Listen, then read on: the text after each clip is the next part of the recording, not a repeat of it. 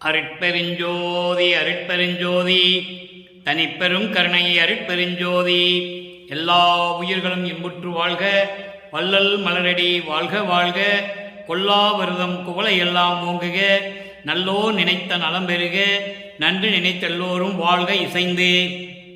உலக மக்களே, அறிவார்ந்த அன்பர்களே, ஆண்மநேய ஒருமைப்பாடுடைய அன்பர்களே, நமது இறைவன் வள்ளற்பமானவர்கள் நமக்கு அருளிய திருவருட்பாவின் 2ஆம் திருமுறையில் இருக்கின்ற பாடலுடைய விளக்கங்களை பார்த்து கொண்டிருக்கிறோம்.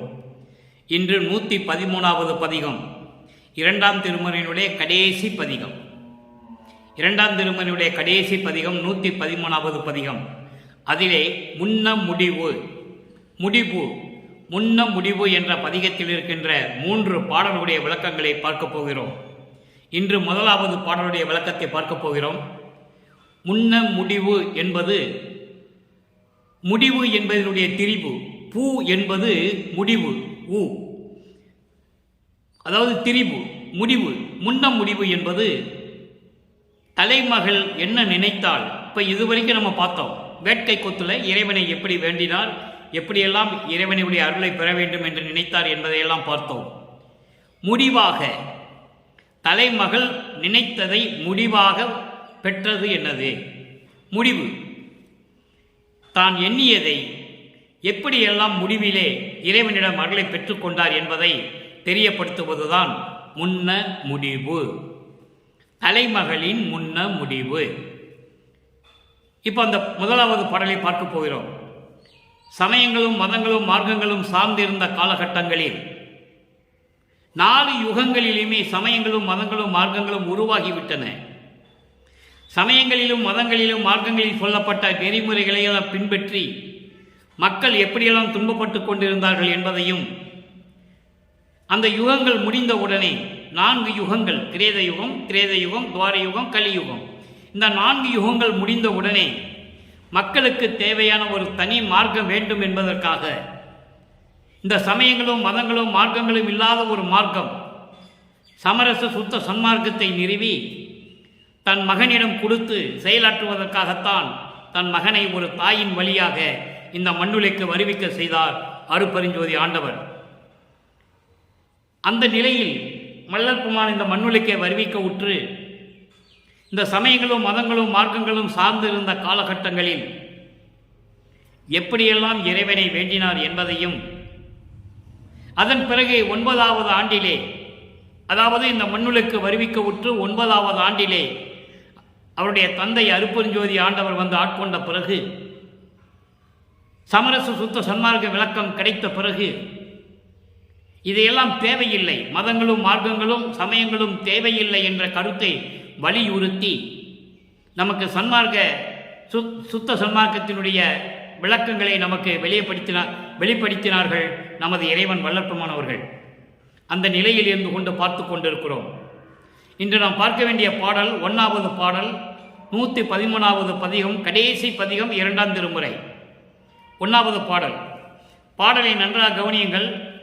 நன்றாக கவனித்தால்தான் இந்த சமயங்களும் மதங்களும் மார்க்கங்களை எல்லாம் விட்டுவிட்டு, இதெல்லாம் தேவையில்லை என்று உலக மக்களுக்கு அறிவித்துவிட்டு சமரச சுத்த சன்மார்க்கத்தை பெற்ற பிறகு எப்படியெல்லாம் இந்த இறுதியாக முன்ன முடிவு, இறுதியாக எப்படி அந்த அருளை பெற்றுக்கொண்டார் என்பதை தெளிவாக உங்களுக்கு புரியும்.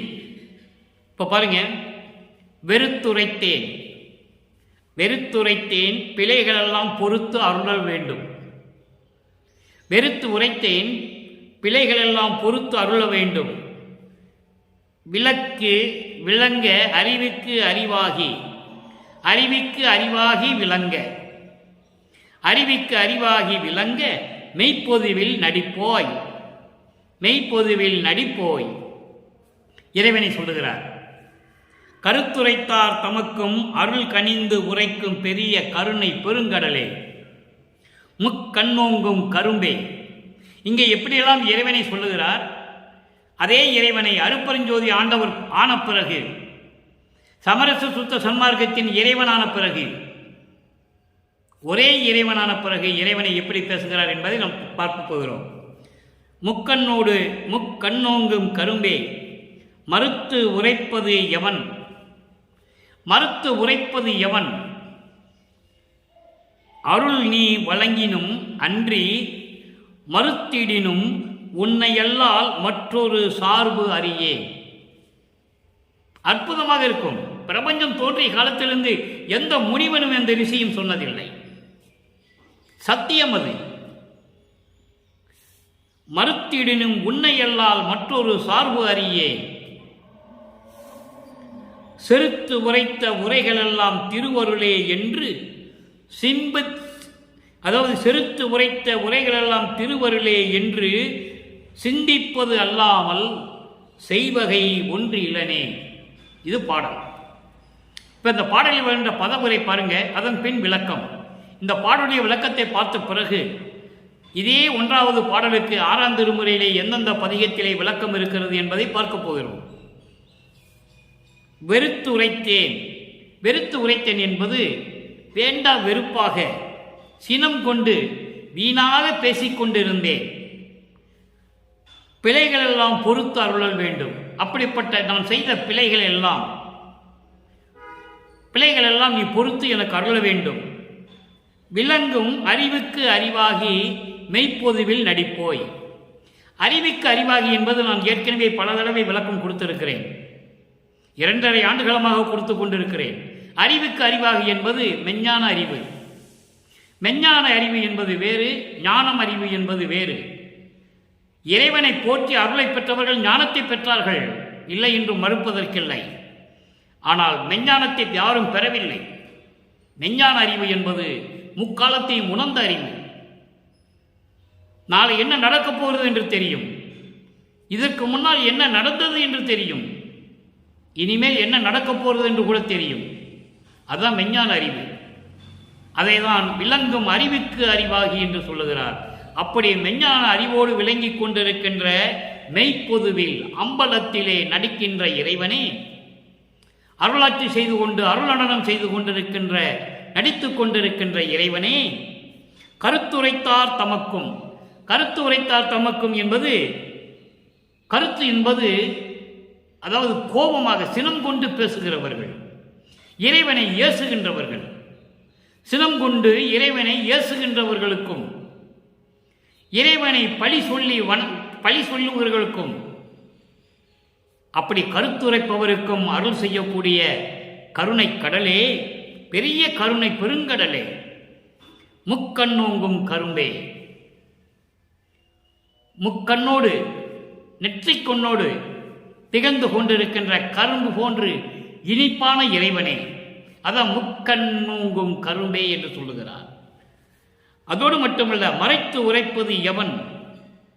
நீ எனக்கு அருளை கொடுத்தால் அதை மறுத்து யார் சொல்ல முடியும்? அவனுக்கு அருளை கொடுக்காத என்று யாரும் சொல்ல முடியாது. அதை சொல்லுகிறார், மறுத்துரைப்பது எவன்? நீ அருள் வழங்கினும். நீ எனக்கு அருளை வழங்கினால் அவனுக்கு அருளை கொடுக்காத என்று மறுத்து சொல்லுவது எவன்? எவ்வளவு அற்புதம் பாருங்க. யாராலையும் வர முடியாது, என்னிடம் யாராலையும் வர முடியாது. செத்து செத்து பிறக்கும் இவர்கள் எல்லாம் என் முன் வலியிலர் என்று சொல்லுகிறார். வலியிலர்னா வலிமை இல்லாதவர்கள், நான் எல்லாவற்றுக்கும் மேலானவன் என்று சொல்லுகிறார் நமது இறைவன் வல்லற்பமானவர்கள். அதுதான் இங்கே சொல்லுகிறார், மறுத்து உரைப்பது எவன்? மறுத்துரைப்பது எவன்? அருள் நீ வழங்கினும். நீ எனக்கு அருளை கொடுத்தாலும் அவனுக்கு அருளை கொடுக்காது என்று மறுத்து சொல்லுவது எவன்? எவனும் இல்லை. அது மட்டுமல்லாமல் நீ மறுத்திடினும், நீ எனக்கு அருளை கொடுக்க முடியாது என்று நீ மறுத்து சொன்னாலும் சரி, உன்னை எல்லால் மற்றொரு சார்பு அறியே. உன்னை தவிர வேறு யாரும் எனக்கு தெரியாது. நான் யாரிடம் போய் சேர மாட்டேன். நான் யாரிடம் போய் சேருவேன்? எங்கு உரைப்பேன்? எப்படி உரைப்பேன்? எப்படியெல்லாம் சொல்லுவார் வளர்ப்புமான் தெரியுமா? அற்புதமாக இருக்கும் அன்பர்களே. நீ அருளை கொடுக்காவிட்டாலும் சரி, வேறொருவரிடம் நான் செல்ல மாட்டேன். ஏனென்றால் உன்னை மறக்கவும் மாட்டேன், மற்ற தெய்வங்களை மதிக்கவும் மாட்டேன் என்று சொல்லுவார். அப்படிப்பட்ட நிலையில் இருக்கின்றவர் நமது இறைவன் வல்லப்பமானவர்கள். அடுத்து பாருங்க, செருத்து உரைத்த உரைகளெல்லாம் திருவருளே என்று சிந்திப்பது அல்லாமல் செய்வகை ஒன்றிலனே. அதாவது நான் கோபமாக உன்னை திட்டினாலும் சரி, உன்னிடம் நான் கோபமாக பேசியிருந்தாலும் சரி, எல்லாமே உன் திருவருள் என்றுதான் நான் நினைத்து கொண்டிருக்கிறேன். எல்லாமே உன் திருவருள் தான் நினைத்து கொண்டிருக்கிறேன். வேறொன்றும் இல்லை. என்னால் ஆவது ஒன்றும் இல்லை. எனக்கு எந்த சுதந்திரமும் இல்லை. எல்லாமே உன்னால் தான் நடந்து கொண்டிருக்கிறது என்று சொல்லி இந்த பாடலிலே நமக்கு அருளி இருக்கிறார்கள். இப்போ இந்த பாடலுடைய பொருளை கோர்வையாக சொல்லுகிறேன். அதன் பின் இந்த பாடலுக்கு ஏற்றபடி சமயங்களையும் மதங்களையும் மார்க்கங்களையும் எல்லாம் நீக்கிவிட்டு தன் தந்தையிடம் சமரச சுத்த சன்மார்க்கத்தை பெற்ற பிறகு என்ன முடிவு, அதை இங்கே முன்ன முடிவு என்று சொல்லுகிறார். முன்ன முடிவு என்பது தான் நினைத்ததை அடைந்தே தீர்வது, முடிவாக பெற்றுக்கொள்வது, அதுதான் முடிவு. இப்போ இந்த பாடலுடைய விளக்கத்தை பாருங்க.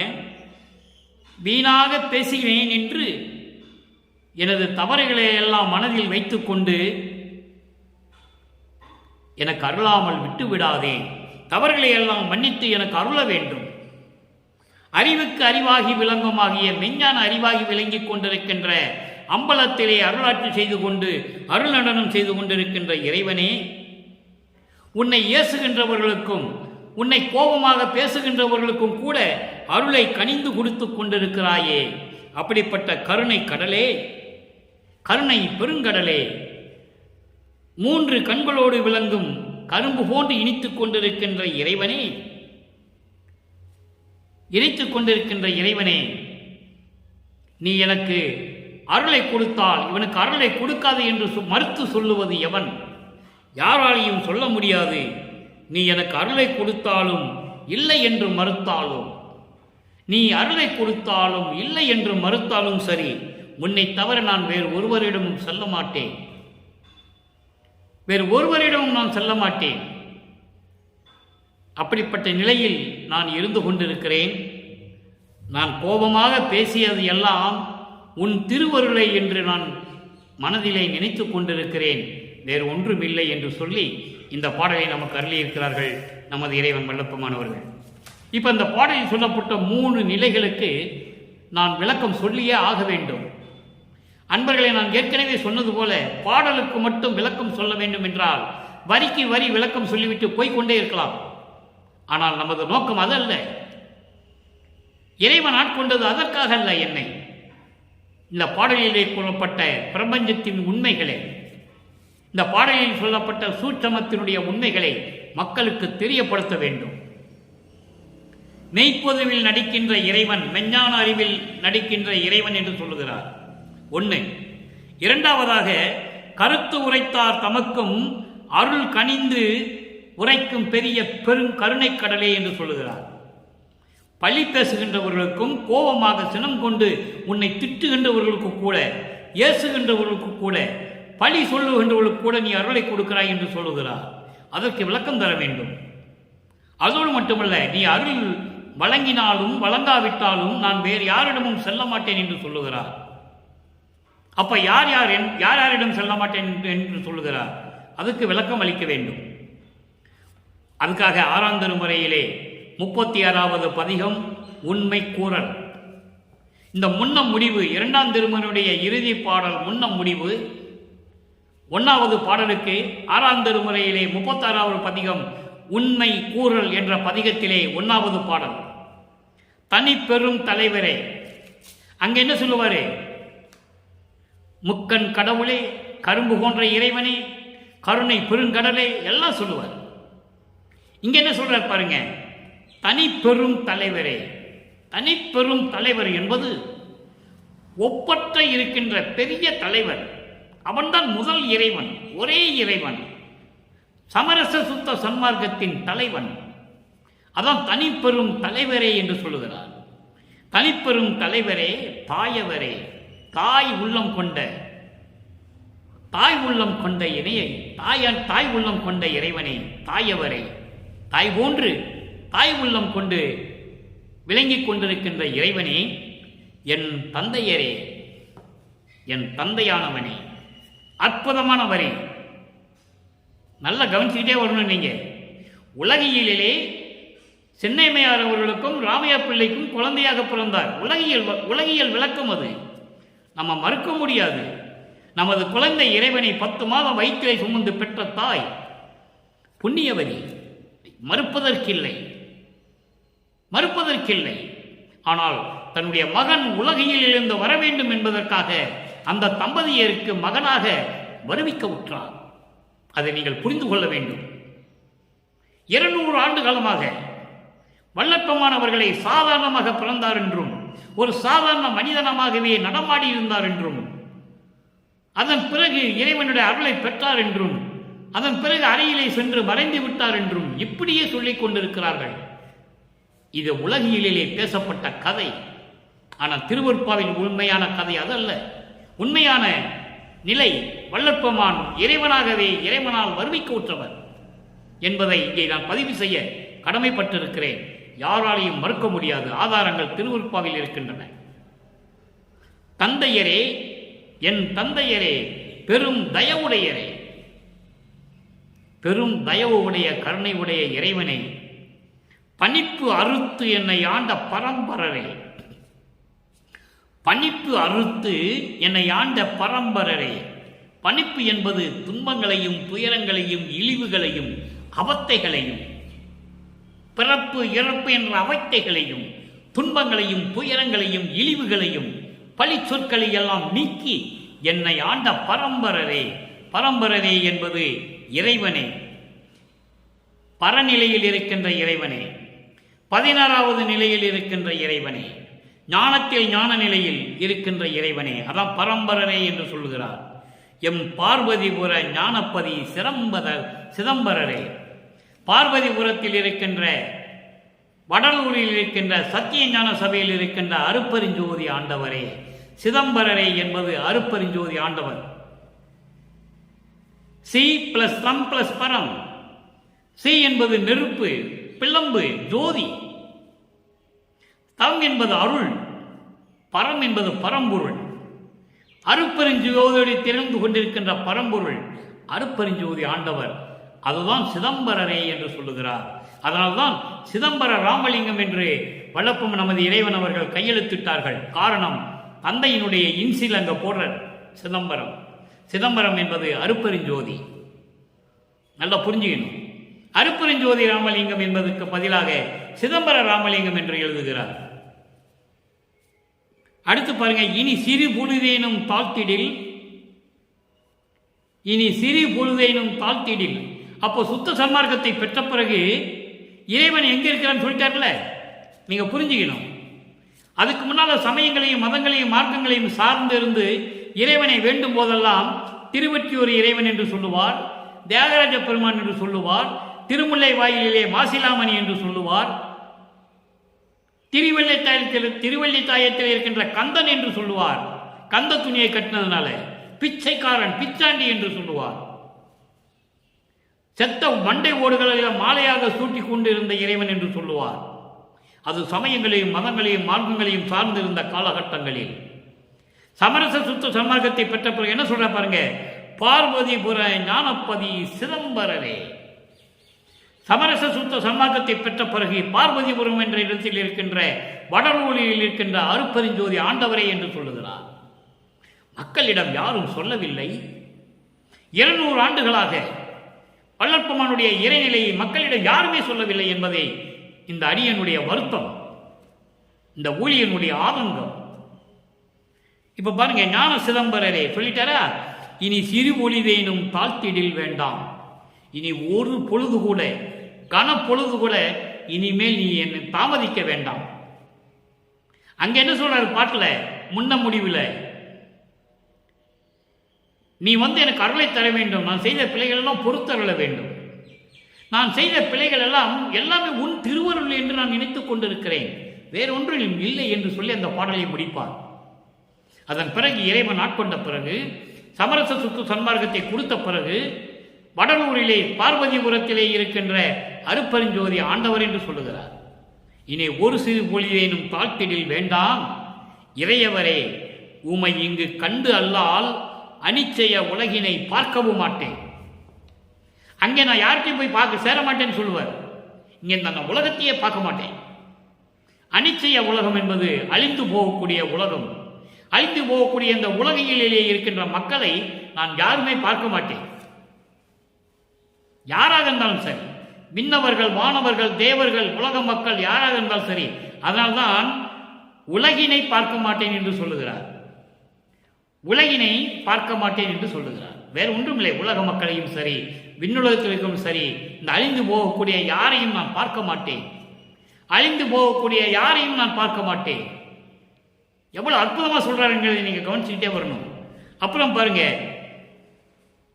அருப்பெருஞ்சோதியீர் ஆணை நும் மீதே. அருப்பெருஞ்சோதி ஆண்டவரே, இது உன் மீது ஆணை. நீ ஒரு சிறிது போது கூட நீ காலம் தாமதிக்க கூடாது, உடனே வரணும். வரவில்லை என்றால் இந்த உலகத்தை நான் பார்க்க மாட்டேன், யாரையும் பார்க்க மாட்டேன் என்று சொல்லுகிறார்.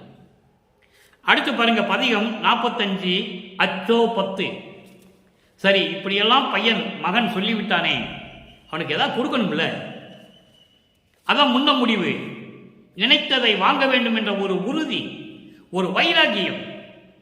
இவனை விடவே கூடாது, இவன் யாருன்னு தெரிஞ்சாச்சு, நமக்கு விடவே கூடாது என்று சொல்லி அவ்வளவு வைராகியத்தில் இருந்த பிறகு, மகனை ஆட்கொண்ட பிறகு, சமரச சுத்த சன்மார்க்கத்தை பெற்ற பிறகு சொல்றார் பாருங்க. பதிகம் 45 அச்சோ 10 1வது பாடல். அங்கே இருக்கின்ற 1வது பாடலுக்கு இங்கே விளக்கம் இருக்கிறது. கருத்தனை. கருத்தனை என்பது என் உள்ளத்தில் இருக்கின்ற அருப்பெருஞ்சோதி ஆண்டவரை, என் உள்ளத்தில் இருக்கின்ற அருப்பெருஞ்சோதி ஆண்டவரை, என் கண்மணியை, என் கண்மணி போன்றிருக்கின்ற இறைவனை, அருப்பெருஞ்சோதி ஆண்டவரை, கண்ணுதலை. இங்கே கண்ணுதலையும் சொல்லுகிறார். முக்கண் உடைய இறைவனை, பெரும் கருணை கடலை. இப்போ உங்களுக்கு ஒரு சந்தேகம் வரும். சமயங்களும் மதங்களும் மார்பையும் சேர்ந்து முக்கண் கொண்ட இறைவன் சொன்னாங்களே, அப்போ அதே இறைவனை இவரும் கண்ணுதல் என்று சொல்லுகிறார்களே, நெற்றிக்கண் உடையவன் என்று சொல்லுகிறாரே. கண்ணுதல் என்றால் நெற்றிக்கண் உடையவன் சொல்லுகிறார் என்று நீங்க உங்களுக்கு ஒரு கேள்வி எழலாம். இறைவன், அதே இறைவன் சமயங்களையும் மதங்களையும் மார்க்கங்களையும் தவிர்த்து விட்டு சமரச சுத்த சன்மார்க்கத்தை நிறுவுகிறார். இறைவன் அருவமாகவும் இருப்பார், உருவமாகவும் இருப்பார். இவர் ஜோதி வடிவில் இருக்கின்ற இறைவன் அருப்பெருஞ்சோதி என்று சொன்னாலும் கூட ஆதி சிவன் அவன்தானே, ஆதியும் அந்தமெல்லாம் தோன்றிய அருப்பெருஞ்சோதி அவன்தானே. அப்படிப்பட்ட கண்ணுதலை, பெரும் கருணை கடலை, வேதத்து இருத்தனை, வேதங்களை அடக்கியவனை, என் சிவபதியை, என் இறைவனை. சிவபதி என்பது சிவநிலையில் இருக்கின்ற இறைவனை. சிவநிலை என்பது 16வது நிலை, ஞானத்தில் ஞானம் இருக்கின்ற நிலை. அப்படிப்பட்ட சிவபதியை, தீங்கனியை, இனிக்கின்ற கனி போன்று விளங்கிக் கொண்டிருக்கின்ற இறைவனை, தெல் அமுத தெளிவை, தெளிவான அமுது போன்ற இறைவனை, வானில் ஒருத்தனை, வானில் ஒருத்தனை, ஒரே இறைவன், விண்ணுலகத்திலும் சரி ஒரே இறைவன், வானில் ஒருத்தனை, என் உயிர் துணையை, உயிருக்கு உயிரை, உயிருக்கு உணர்வை உணர்த்தானை, உணர்த்தினானை,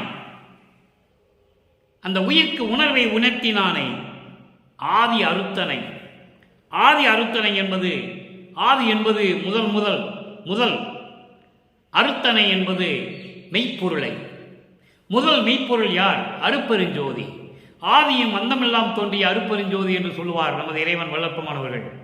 ஏன் வல்லற்பமான இறைவன் இறைவன் என்று சொல்லுகிறேன் என்பதை நீங்கள் உற்று கவனிக்க வேண்டும். அவர் இறைவனாகவே வருவிக்க உற்றவர், இறைவனால் இறைவனாக வருவிக்க உற்றவர். அதனால்தான் இறுதியிலே அருப்பெருஞ்சாண்டவர் தன்னுடைய அருள் சக்தியோடு மீண்டும் இணைகிறார். அதான் கான்செப்ட். 51 வருடங்கள் தன்னிடம் இருந்த ஒரு சக்தியை இந்த மண்ணுலைக்க வருவிக்க செய்து, மகனாக நடமாட செய்து, திருவிளையாடல் செய்து, இறுதியிலே எல்லா அரசாட்சியும் அவரிடம் கொடுத்து, திரு அருள் செங்கோலாட்சியை கொடுத்து, அருப்பெருஞ்சோதியை கொடுத்து, முத்தேகத்தை கொடுத்து, மரணமில்லா பெருவாழ்வை கொடுத்து, இறுதியில் தன்னோடு தன் அருள் சக்தியோடு மீண்டும் இணைகிறார். உலகியலுக்காக மகனும் தந்தையுமாக திருவிளையாடல் செய்கிறார்கள்.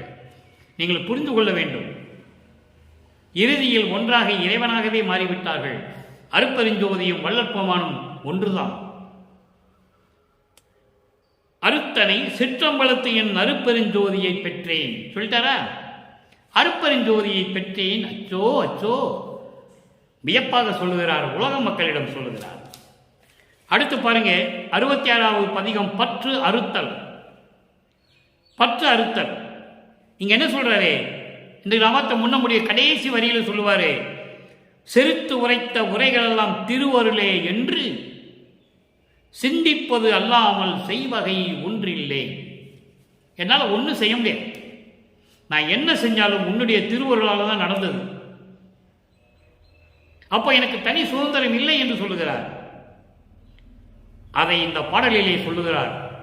நல்லா கவனிக்கணும்.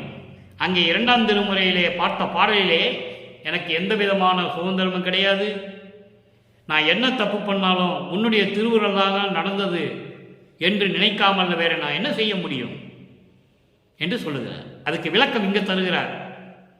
சத்தியம் சத்தியம் அருப்பெருஞ்சோதி, சத்தியம் சத்தியம் அருப்பெருஞ்சோதி தந்தையரே என்னை தாங்குகின்றீரே. சத்தியம் சத்தியம் அருப்பெருஞ்சோதி தந்தையரே என்னை தாங்குகின்றீரே. என்னை ஆட்கொண்டு என்னை தாங்கு தாங்கு என்று தாங்குகின்றீர். என்னை செல்வப்பிள்ளையாக்கி வளர்க்கின்றாய் என்று சொல்லுவார். அவர் பேர் செல்வப்பிள்ளை. அருப்பெருஞ்சோதி தன் மகனுக்கு இட்ட பெயர் செல்வப்பிள்ளை. அதன் பிறகுதான் மண்ணுலைக்கு வருவிக்கு விட்ட பிறகு ராமலிங்க பிள்ளையானது. அதன் பிறகு மக்களால் திரு அருட்பிரகாச வள்ளலார் என்று அழைக்கப்பட்டார். வள்ளல் பெருமானார் என்று பேர் விளங்கிவிட்டது. அவ்வளவுதான்.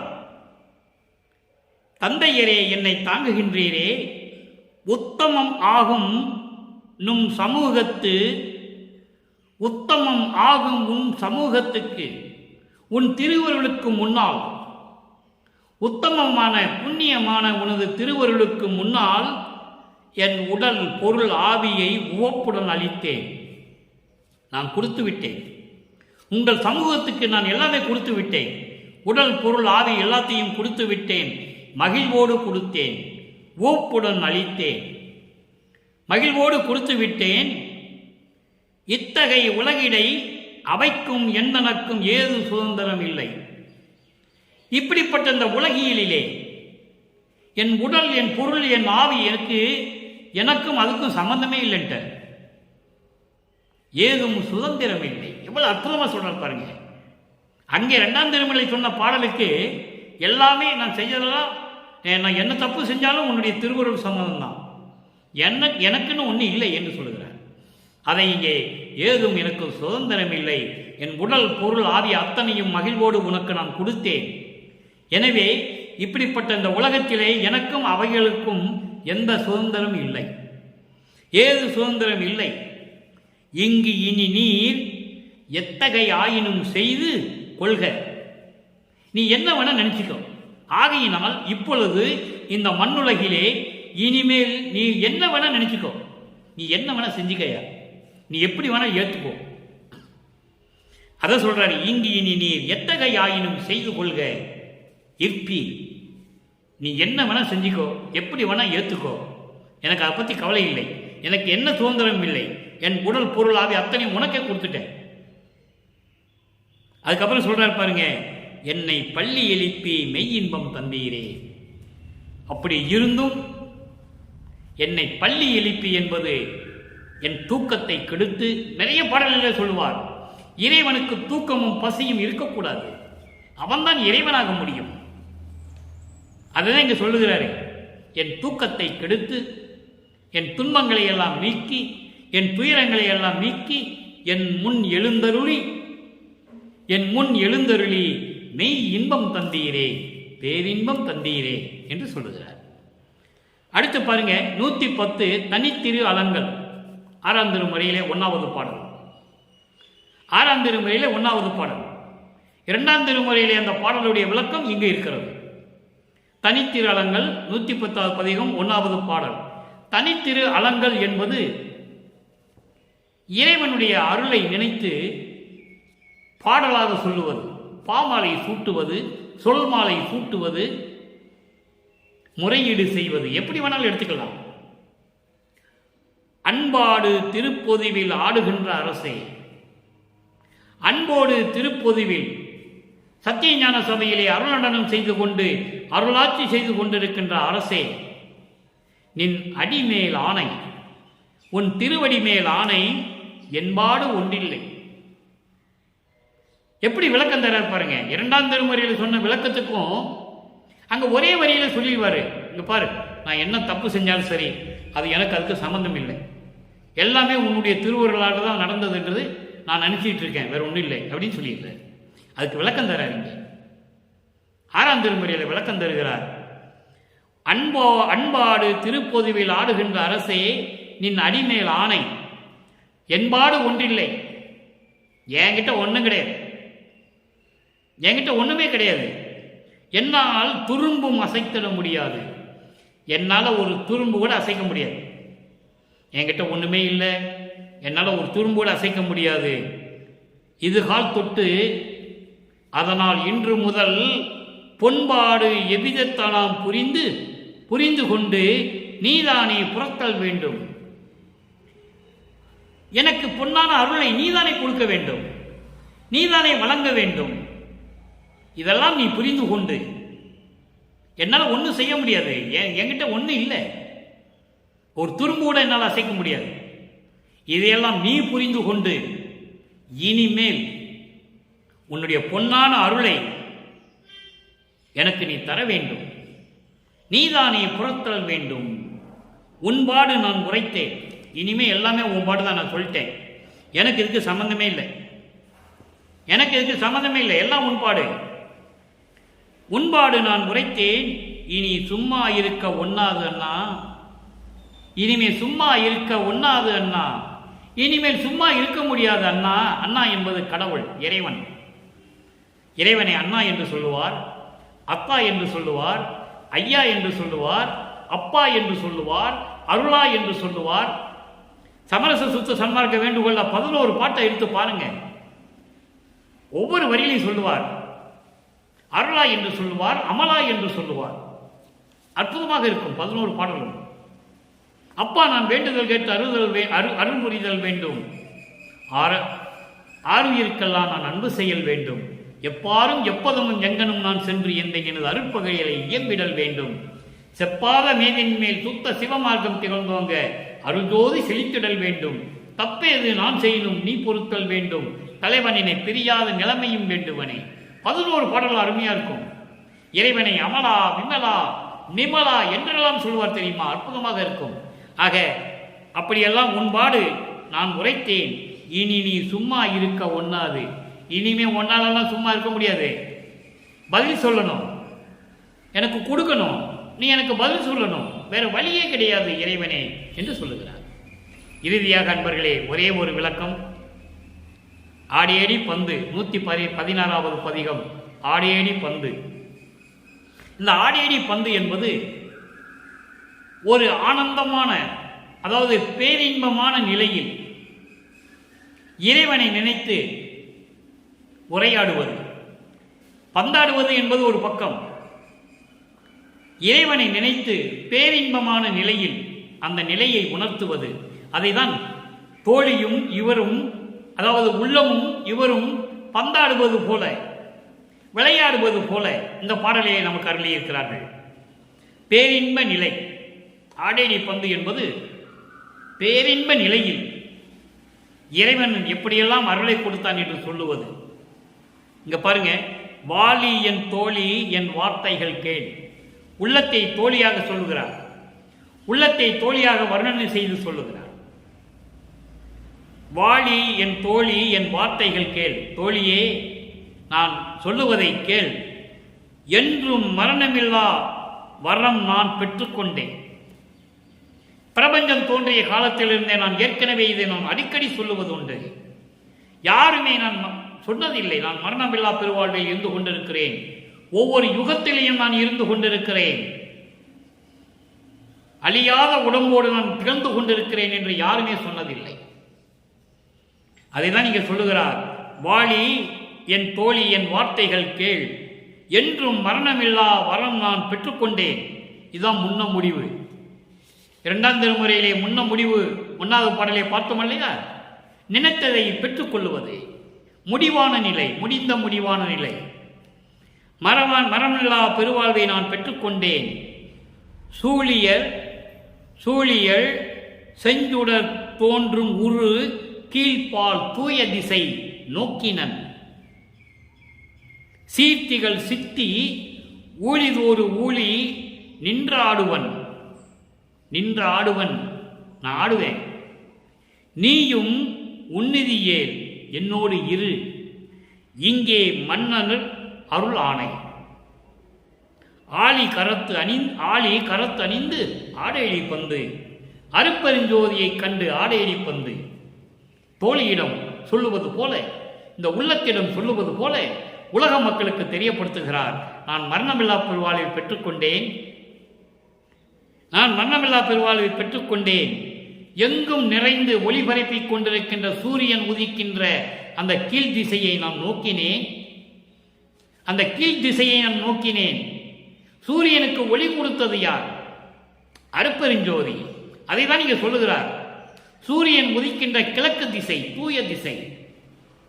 கீழ்ப்பால் சூரியன் உதிக்கும் போது அதனுடைய ஒளிக்கதிர் எப்படி இருக்கும்? செஞ்சுடர்ல இருக்கும், சிவப்பு கலர்ல இருக்கும், செஞ்சுடர் கலர்.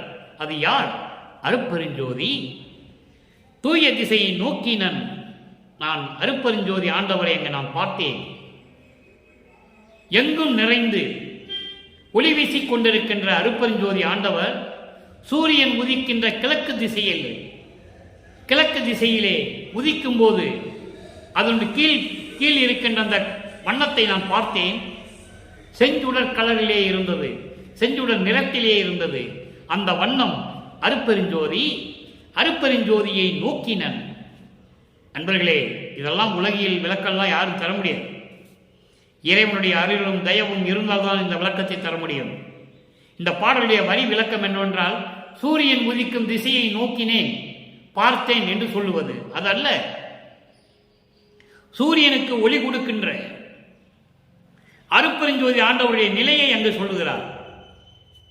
எங்கும் ஒளி வீசிக் கொண்டிருக்கின்ற அருப்பெருஞ்சோதி ஆண்டவர் அந்த உத்தமமான தூய திசையான கிழக்கு திசையிலே கதிரவன் உதிக்கும் போது அந்த கீழ் அந்த கதிரவனுக்கு கீழ் இருக்கின்ற நிறம் செல்லும் சுடராக திகழ்கின்றது.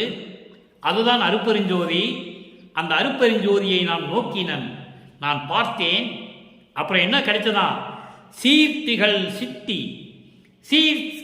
சித்தி, அருளோடு விளங்கக்கூடிய எல்லா சித்துக்களையும், எல்லா அருள் ஆற்றல்களையும் நான் பெற்றுக்கொண்டு ஊழிதோறும் ஊழி நின்றாடுவன். நான் பெற்றுக்கொண்டு ஒவ்வொரு யுகத்திலேயும் நான் இருந்து கொண்டிருக்கின்றேன். நின்று ஆடுவன் என்பது நான் செயலாற்றிக் கொண்டிருக்கிறேன். தோழி, நீயும் நினைத்தால் என்னோடு வா. உள்ளத்திடம் சொல்லுகிறார், நீயும் நினைத்தால் என்னோடு வா, நீயும் பெற்றுக்கொள்ளலாம். இது மன்னவருடைய அருள் ஆணை, என் மன்னவர் அருப்பெருஞ்சோருடைய அருள் ஆணை. வா தோழி. கணையாளி அணிந்து கரத்திலே அணிந்து கொண்டு ஆடையடி பந்து. அருப்பெருஞ்சோதியை கண்டு ஆடையடி பந்து. மகிழ்வோட சொல்லுகிறார், பேரின்பத்தை சொல்லுகிறார். அதான் ஆடையடி பந்து என்ற அந்த பதிகத்திலே இந்த பாடலை நமக்கு அருளியிருக்கிறார்கள். உள்ள மகிழ்வடைகிறது. எப்படி பந்தாடும் போது தோழியும் அவரும் பந்தாடும் போது எப்படி இருக்கும் என்பதை சொல்லுகிறார். மனத்தை சொல்லுகிறார், உள்ளத்தை மகிழ்வோடு இருப்பதை சொல்லுகிறார். பேரின்மை நிலையில் என் மனம் இருந்து கொண்டிருக்கிறது என்று சொல்வதற்காக ஆடையடி பந்து என்ற பதிகத்திலே இந்த பாடலை நமக்கு அருளியிருக்கிறார்கள். ஆக அன்பர்களே, இரண்டாம் திருமுறையிலே முன்ன முடிவிலே தலைமகளின் முன்ன முடிவு என்ற பெயர். தலைமகள் எப்படி நினைத்ததை அடைய வேண்டும் என்று நினைக்கிறாளோ அதே தலைமகள் ஆடையடி பந்திலே எல்லாவற்றையும் பெற்றுக்கொள்ளுகிறார். அங்கே அந்த பாடலுடைய விடை 6ஆம் திருமுறையிலே 116வது பதிகத்திலே இருக்கிறது. ஆக இறைவனை நான் பார்த்தேன், இறைவனிடம் மரணமில்லா பெருவாயை பெற்றுக்கொண்டேன். அதோடு மட்டுமல்ல, ஒவ்வொரு யுகத்திலும் நான் நின்று ஆடுவன். தெளிவா சொல்றாரு. அப்போ வள்ளற்பெருமான் சாதாரண மனிதனா? சாதாரணமாகவே பிறந்தாரா? மக்களிடம் யாரும் சொல்லவில்லை. மக்களே யாருமே சொல்லவில்லை. 200 வருட ஆண்டு காலமாக அருப்பாவில் இருக்கின்ற பிரபஞ்சத்தின் உண்மைகளையும் வள்ளற்பெருமானுடைய இறை ஆற்றல்களையும் இந்த மண்ணுலக்கு வருவதற்கு முன்னாலே விண்ணுலகத்திலே எல்லாம் எப்படி இருந்தார் வள்ளற்பெருமான் என்பதையும் மக்களுக்கு யாருமே சொல்லவில்லை. இவரும் வெளியே சொல்ல விடவில்லை அருப்பெருஞ்சோதி ஆண்டவர். ஏனென்றால் சத்தியம் வாங்கி கொண்டு மண்ணுலகத்திலே வருவிக்க செய்தார். நான் உன்னை ஆட்கொள்கிற வரைக்கும் இந்த மண்ணுலகத்திற்கும் விண்ணுலகத்திற்கும் நீ வேஷம் மட்டும்தான் போடணும், வேஷம் மட்டும்தான் போடணும். நான் முன்பருவம் பின்பருவம் காட்டி உன்னை ஆட்கொள்ளுவேன் என்று சொன்னாரே தவிர வள்ளற்பெருமானும் தான் யார் என்ற நிலையை மக்களுக்கு சொல்ல முடியவில்லை. இறுதியாக சமரச சுத்த சன்மார்க்கத்தை பெற்ற பிறகு எல்லா முடிவும் தான் நினைத்ததை எல்லாம் இறைவனிடம் பெற்றுக்கொள்ளுகிறார். அதான் முன்ன முடிவு. இரண்டாம் திருமுறையிலே முன்ன முடிவு கடைசி பகுதியில் இருக்கின்ற அந்த பாடலுக்கு ஆறாம் திருமுறையிலே 116வது பதிகம் கடைசி பாடலிலே ஆடேடி பந்து என்ற பதிகத்திலே 1வது பாடலிலே விளக்கம் தருகிறார். நான் ஒவ்வொரு யுகத்திலேயும் இருந்து அருளாட்சி செய்து கொண்டிருப்பவன், ஊழிதோறும் ஊழி நின்று ஆடுவன், யாராலையும் மறுக்க முடியாது. அப்படிப்பட்ட இறைநிலையில் இருக்கின்றவர் நமது இறைவன் வல்லப்பெருமான் என்பதை கூறி இன்றைய பாடலுடைய விளக்கம் உங்களுக்கு புரிந்திருக்கும் என்று நான் கருதி விடைபெறுகிறேன். எனவே மக்களே, நீங்களும் சமயங்களையும் மதங்களையும் மார்க்கங்களையும் சாராத நிலையில் இருக்கின்ற ஒரு தனி மார்க்கமான இறைவனை நேரடியாக பார்க்கக்கூடிய மார்க்கமான இறைவனிடம் நேரடியாகவே அருளை பெறக்கூடிய மார்க்கமான சமரச சுத்த சன்மார்க்கத்தை மேவி சாதாரண அகல் மண் விளக்கிலே தீபமேற்றி அருப்பெருஞ்சோதி அருப்பெருஞ்சோதி தனிப்பெருங்கண்ணை அருப்பெருஞ்சோதி என்ற மகாமந்திரத்தை உச்சரித்து கொலையும் புலையும் தவிர்த்து சைவ நெறிகளையே மேற்கொண்டு சைவ உணவுகளை மேற்கொண்டு சைவ நெறியில் இருந்து கொண்டு இறைவனை வணங்கி இறைவனுடைய அருளையும் செல்வங்களையெல்லாம் பெற்று நீங்களும் உங்கள் மனைவி பிள்ளைகளோடு உறவினர்களோடு இந்த வையகத்தில் வாழ்வாங்கு வாழ வேண்டும், நோயற்ற வாழ வேண்டும் என்று இறைவனுடைய தயவாலையும் கருணையாலையும் வாழ்த்து விடைபெறுகிறேன். இந்த வள்ளலார் ஊழியன். மீண்டும் நாளை சந்திப்போம். நன்றி, வணக்கம். அருட்பெருஞ்சோதி அருட்பெருஞ்சோதி தனிப்பெரும் கருணை அருட்பெருஞ்சோதி.